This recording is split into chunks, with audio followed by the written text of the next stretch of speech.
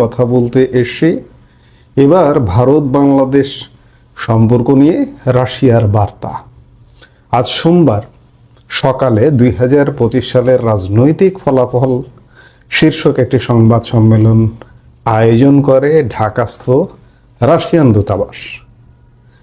এই সংবাদ সম্মেলনে রাশিয়া বাংলাদেশ সম্পর্ক, রাশিয়া বাংলাদেশ উন্নয়ন অবকাঠামো, রাশিয়া বাংলাদেশ শিক্ষা, বিশেষ করে শিক্ষার্থীদের পড়বার আগ্রহ রাশিয়াতে এবং সংস্কৃতি, নানা রকম শিক্ষামূলক কর্মসূচি নিয়ে আলাপ হয়।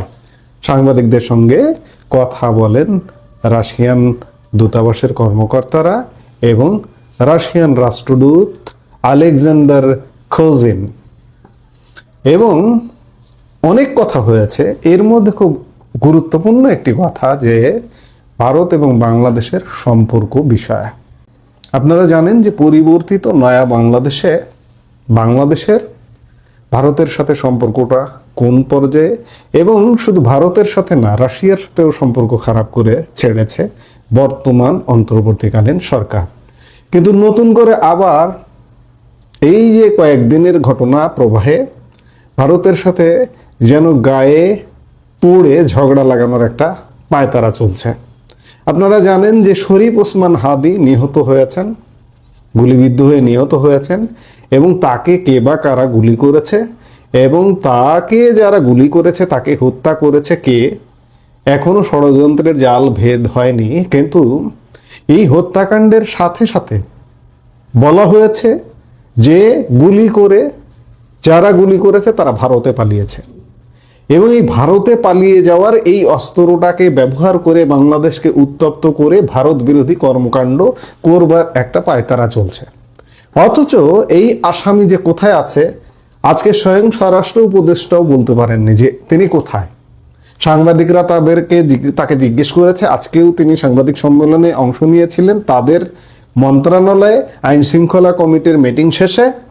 সেখানে সাংবাদিকরা যদি জিজ্ঞেস করেন যে তাকে যে আসামি কোথায়, স্বরাষ্ট্র উপদেষ্টার উত্তর ছিল যে আসামি কোথায় সেটি জানলে তো তাকে এতক্ষণে গ্রেপ্তার করে ফেলতে পারতাম।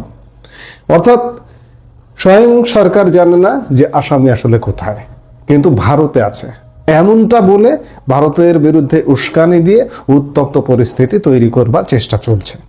আর এই আবহে ভারতের পরীক্ষিত এবং অকৃত্রিম বন্ধু রাশিয়া, শুধু তাই নয়, বাংলাদেশেরও পরীক্ষিত বন্ধু মুক্তিযুদ্ধ থেকে শুরু করে আজ পর্যন্ত, এবং অকৃত্রিম বন্ধু রাশিয়া সাংবাদিক সম্মেলন করলেন 2025-এর রাজনৈতিক পরিস্থিতি নিয়ে। এই সাংবাদিক সম্মেলনেই রাশিয়ান রাষ্ট্রদূত ভারত এবং বাংলাদেশের সম্পর্ক নিয়ে একটা মোটামুটি বার্তা দিয়েছেন।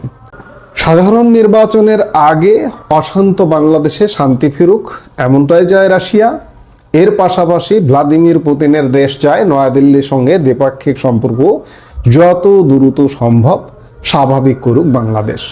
আমি আগেই বললাম যে আজ সোমবার সংবাদ মাধ্যমের মুখোমুখি হয়েছিলেন বাংলাদেশের নিযুক্ত রুশ রাষ্ট্রদূত আলেকজান্ডার গ্রিগোরাইভিচ।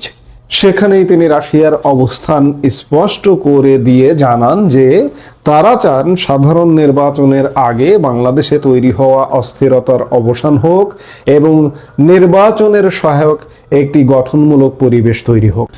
রুশ রাষ্ট্রদূত জানান দ্বিপাক্ষিক সম্পর্কে পারস্পরিক বিশ্বাস এবং আস্থা জরুরি।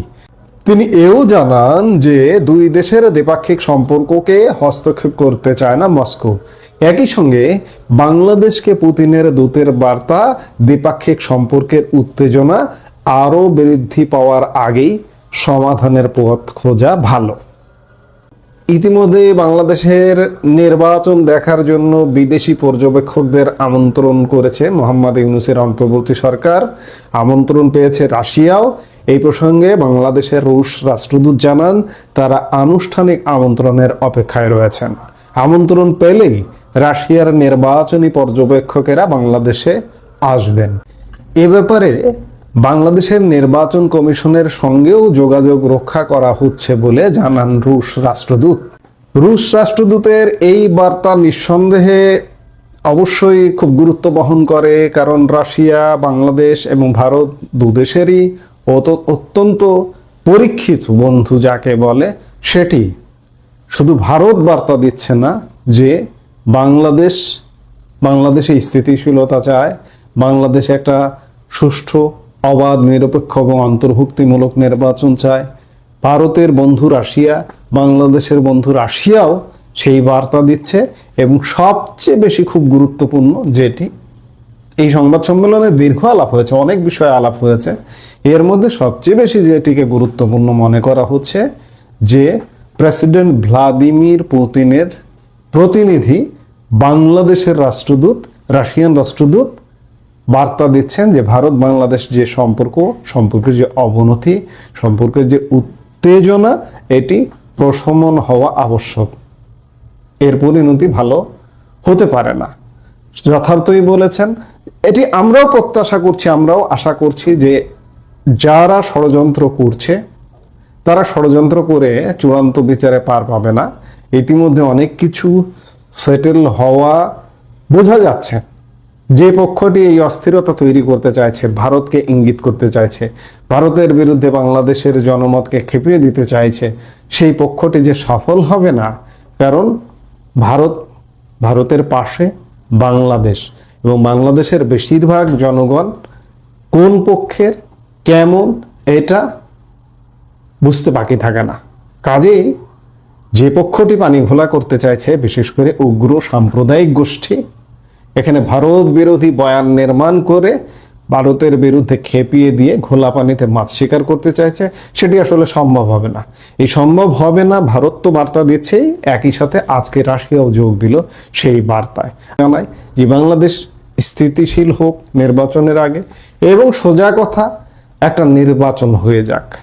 এটি এই মুহূর্তে একমাত্র কাম্য। রাজনৈতিক সরকার ক্ষমতায় আসুক, কারণ অপরিপক্ক, ইম্যাচিউরড এইসব কিছু কলা গাছকে বসিয়ে এদের মাথায় কাঁঠাল ভেঙে খেতে পারে যে কেউ।